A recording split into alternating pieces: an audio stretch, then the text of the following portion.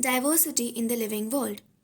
If you look around, you will see a large variety of living organisms, be it potted plants, insects, birds, your pets, or other animals and plants.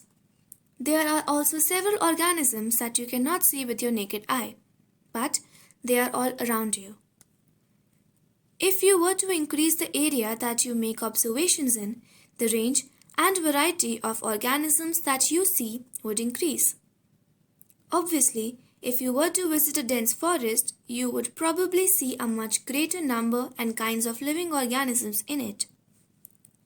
Each different kind of plant, animal, or organism that you see represents a species.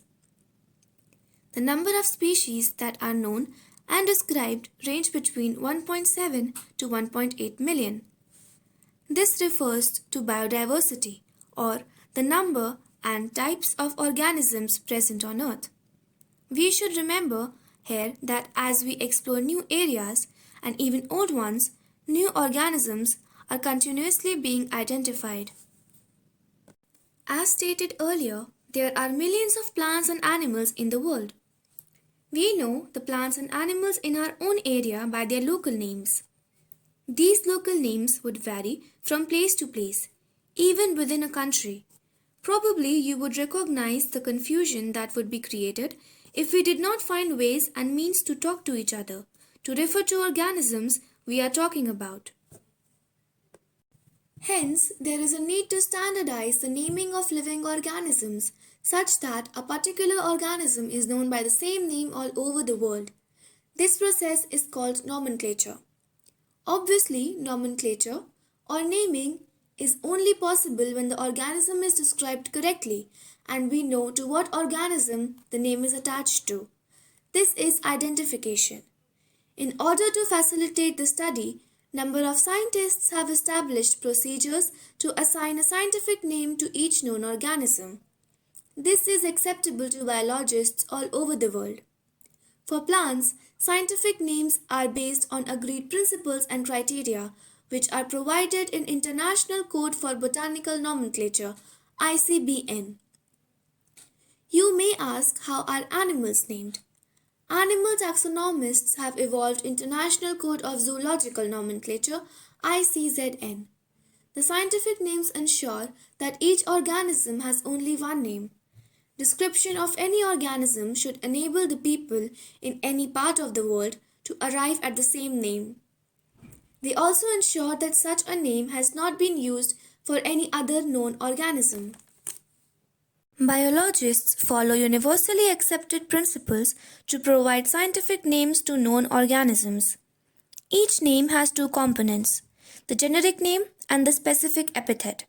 This system of providing a name with two components is called binomial nomenclature.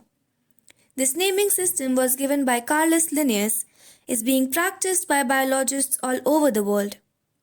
This naming system using a two-word format was found convenient. Let us take the example of mango to understand the way of providing scientific names better.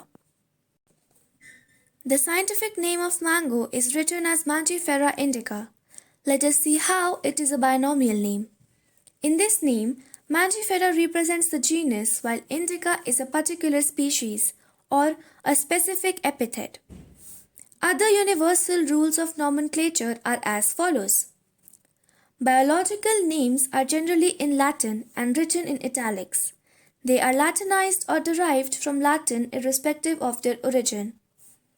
The first word in a biological name represents the genus, while the second component denotes the specific epithet. Both the words in a biological name, when handwritten, are separately underlined or printed in italics to indicate their Latin origin. The first word denoting the genus starts with a capital letter, while the specific epithet starts with a small letter. It can be illustrated with the example of Mangifera indica. Name of the author appears after the specific epithet, that is, at the end of the biological name, and is written in an abbreviated form. Example, Mangifera indica Linn. It indicates that this species was first described by Linnaeus. Since it is nearly impossible to study all the living organisms, it is necessary to devise some means to make this possible. This process is classification. Classification is the process by which anything is grouped into convenient categories based on some easily observable characters. For example, we easily recognize groups such as plants or animals or dogs, cats or insects. The moment we use any of these terms, we associate certain characters with the organism in that group. What image do you see when you think of a dog? Obviously, each one of us will see dogs and not cats. Now, if we were to think of Alsatians, we know what we are talking about. Similarly, suppose we were to say mammals. You would, of course, think of animals with external ears and body hair.